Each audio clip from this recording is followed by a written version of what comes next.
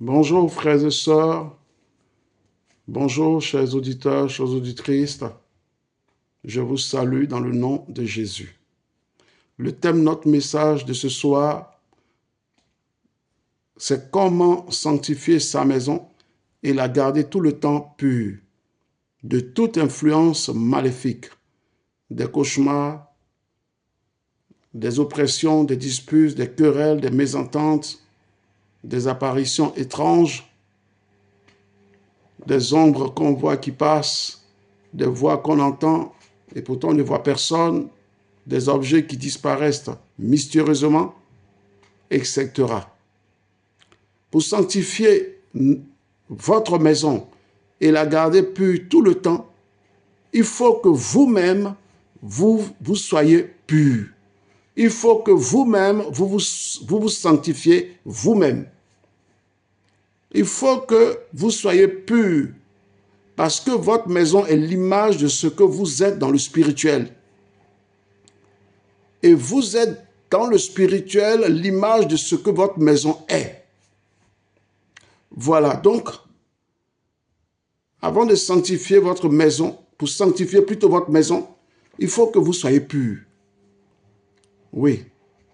Si tu veux que ton environnement où tu habites soit pur et que tu puisses vivre aisément dans cet environnement-là, sans avoir à subir l'oppression de l'ennemi, les cauchemars, en n'en point fini, les mauvais rêves, etc., les disputes, les querelles, les mésententes, la maladie constamment, et tout ce que tu vis de désagréable dans ta maison, pour que ça cesse. Pour toi qui n'es pas chrétien, il faut donner ta vie à Jésus-Christ. Mais pour toi qui es chrétien, il faut sanctifier ta vie. Il faut mettre ta vie en règle avec Dieu. Et il faut marcher dans la sanctification. Parce que Dieu dit, ce que lui veut, c'est notre sanctification. C'est que nous nous abstenions du péché. Alors nous allons lire le livre de Tite 1, verset 15. Tout est pur pour ceux qui sont purs, mais rien n'est pur pour ceux qui sont souillés et incrédules. Leur intelligence et leur conscience sont souillées. Donc voilà ce que dit le livre de Tite 1, verset 15. Mon frère, ma soeur, si tu es pur, ton environnement où tu vis là sera pur. Oui. Mais si tu es impur, ton environnement où tu vis là sera impur. Puisque le péché que tu commets, tu le fais rentrer dans ta maison. Les esprits que tu ramasses dehors, tu les fais rentrer dans ta maison. Et donc, ce sont ces esprits-là qui rendent ta maison impure. Parce que la Bible appelle les démons les esprits impurs. Donc, ce sont ces démons-là qui, étant dans ta maison, rendent ta maison impure. Parce qu'ils sont appelés les esprits impurs. C'est pour ça qu'il y a les cauchemars, il y a les disputes à n'en point fini, etc. Ne fais rien de souillé entrer dans ta maison. C'est-à-dire ce que Dieu a interdit là. Le péché là, qu'il appelle aussi la désobéissance, il ne faut pas la faire. Cette désobéissance-là, ce péché-là, il ne faut pas les faire entrer dans ta maison. Amen. Voilà ce que dit le livre de Deutéronome 7, verset 26. Deutéronome 7, verset 26. Je lis la parole du Seigneur. Tu n'introduiras point une chose abominable dans ta maison, afin que tu ne sois pas comme cette chose dévouée par interdit. Tu l'auras en horreur, tu l'auras en abomination, car c'est une chose dévouée, c'est une chose dévouée par interdit. Dans Deutéronome 7, verset 26, Dieu dit dans ta maison où tu habites là, il ne faut pas faire entrer quelque chose que lui il a interdit dans ta vie. Oui. Il ne faut pas faire entrer le péché dans ta vie. Il ne faut pas faire entrer l'alcool dans ta vie, dans ta maison. Pardon, il ne faut pas faire entrer le péché dans ta maison. Il ne faut pas faire entrer l'alcool dans ta maison. Parce que celui qui boit un verre boira deux. Celui qui boira deux boira trois. Et voilà comment l'ivresse commence. Ne fais pas entrer dans ta maison l'impudicité et l'adultère. Ne fais pas entrer dans ta maison les calomnies, etc. Sinon, toi-même, tu seras comme ces choses-là. Ça veut dire que ces choses que Dieu a rejetées, toi aussi, il va te rejeter parce que tu les commets. Voilà ce que la Bible nous dit dans les calomnies, Lévitique 19, verset 16 à 18. Tu ne calomnieras pas les membres de ton peuple. Tu ne porteras pas atteinte à la vie de ton prochain par un faux témoignage. Je suis l'Éternel. Verset 17. Verset 17. Excusez-moi, voilà, je retourne la page. Verset 17. Tu ne haïras pas ton frère dans ton cœur, mais tu ne manqueras pas de reprendre ton prochain pour ne pas te charger d'un péché. Ça dit, si un frère a commis un péché, tu dois lui dire la vérité. Voilà, pour ne pas que toi aussi tu sois complice de son péché, tu dois lui dire la vérité. Mon frère, ma soeur, le péché que tu as commis là, c'est pas bon. Il faut que tu arrêtes. Le malheur dont tu vis là, c'est pas bon. Il faut que tu arrêtes. Si tu lui parles qu'il ne t'a pas écouté, tu n'es pas complice de son péché. C'est ce que Dieu a dit dans Deutéronome, dans Lévitique plutôt 19, hein, verset 17.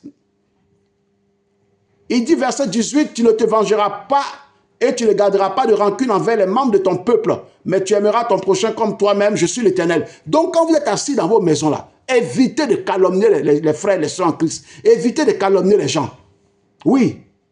Parce que quand tu vis dans ta maison et puis tu calomnies, le diable, là, le mot diable, là, ça signifie calomniateur. Diable veut dire calomniateur. Donc, c'est-à-dire que tu es en train de sympathiser avec le diable. C'est-à-dire le diable, tu es assis.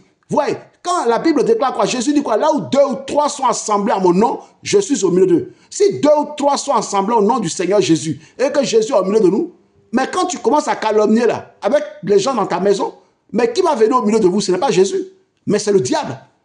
Parce que le diable veut dire calomniateur. Tu vois? Et donc, là où tu calomnies, c'est le diable qui vient s'installer. Voilà, parce que tu l'as appelé automatiquement, donc lui il est venu, il s'est installé et il a commencé à faire son travail. Mais comment tu as bien dormi la nuit?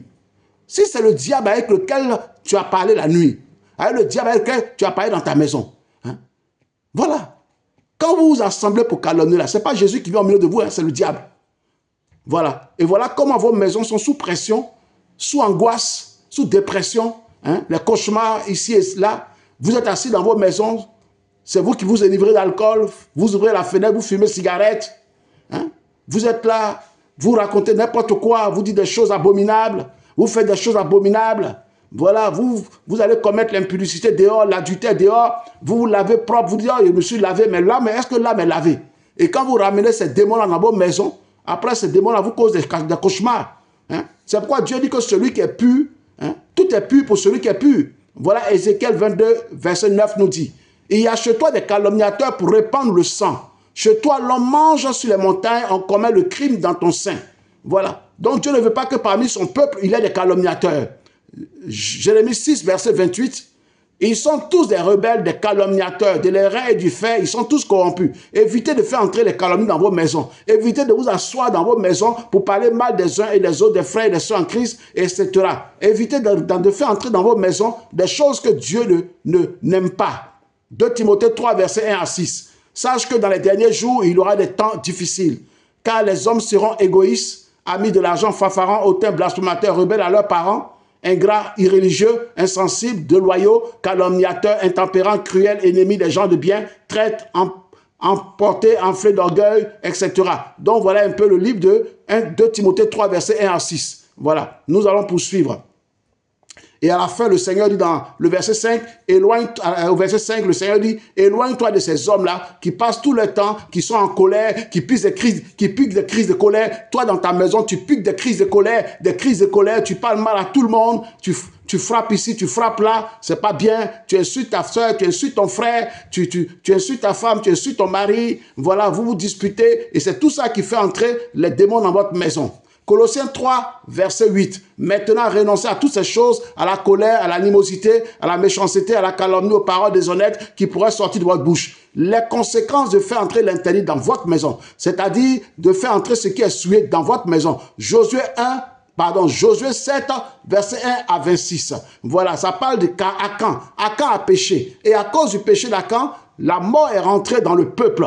Oui, Akan a fait rentrer l'interdit dans le peuple, il a fait entrer la mort et à cause de lui, 36 Israélites sont morts. Il a fallu qu'on le condamne à mort, lui, sa femme, sa famille, ses serviteurs, toute sa famille, pour que l'interdit, le malheur quitte au milieu du peuple parce que Akan, ils sont en guerre contre un petit pays qu'on appelle Haï. Dieu a dit à Josué de dire au peuple de ne pas voler quelque chose, de ne pas toucher quelque chose là-bas. Ils n'ont qu'à tout brûler. Ils n'ont qu'à tout détruire. Akan, lui, il a pris un manteau, il a pris de l'argent, il a pris des lingots d'or. Et voilà. Et donc, à cause de lui, ils ont été battus par Haï, qui sont allés en guerre. Contre Haï, ils ont été battus. C'est-à-dire, là, le combat précédent, avec un autre peuple précédent, ils sont allés en guerre et c'est là que Akan a volé. Et quand ils sont allés maintenant combattre un petit pays qu'on appelle Haï, c'est là qu'ils ont perdu 36 hommes à cause de Akan qui a fait entrer l'interdit. Quand tu fais entrer le péché dans ta maison, voilà, faut t'attendre à ce que les enfants tombent malades, que toi-même tu tombes malade, que tes affaires qui marchaient ne marchent plus, parce que tu as fait entrer dans ta maison le péché, hein, et les démons sont entrés, etc.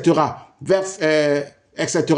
La deuxième chose à faire pour sanctifier votre maison, laissez le Saint-Esprit animer votre vie. Galates 5, verset 16. Laissez le Saint-Esprit animer votre vie. Galates 5, verset 16. Marchez selon l'Esprit et vous n'accomplirez pas les désirs de la chair. Galates 5, verset 25. Si nous vivons par l'Esprit, marchons aussi selon l'Esprit.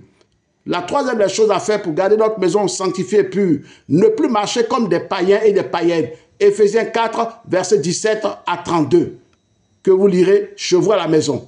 Voilà. Et j'avance. Voilà, donc on a fini pour ce soir. Que le Seigneur vous bénisse pour garder votre maison pure, c'est-à-dire votre environnement où vous vivez, avec vos femmes, vos enfants, ou bien où vous vivez seul. Pour garder votre environnement pur, il faut que vous vous conservez pur. Amen. C'est-à-dire que vous vivez dans la sanctification et dans la crainte de Dieu. Parce que le livre de Tite 1, verset, je reviens dessus, je suis en train de le chercher à nouveau. Hein, je reviens dessus. Tite 1, verset 15 dit, tout est pur pour celui qui est pur. Et tout est souillé pour celui qui est souillé. Si vous êtes pur, votre maison sera pure. Que Dieu vous bénisse. À très bientôt. Au revoir.